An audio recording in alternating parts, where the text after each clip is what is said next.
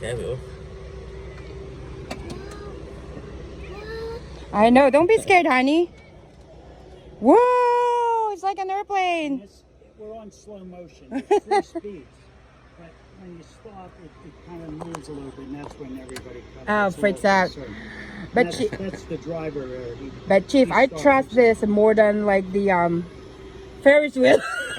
You know what? This is a very, very well built for if anything goes wrong or I'm doing something wrong, it'll stop it. Oh. Yes, it's a very safe piece of equipment.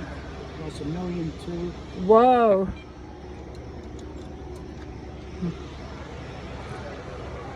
You see, Gabby? The thing is, you don't use it.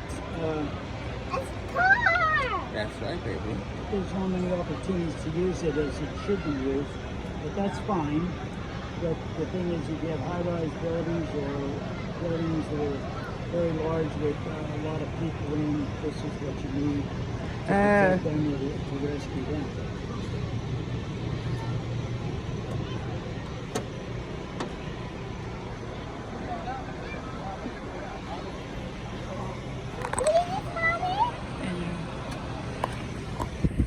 I think I'm the one shaking. What?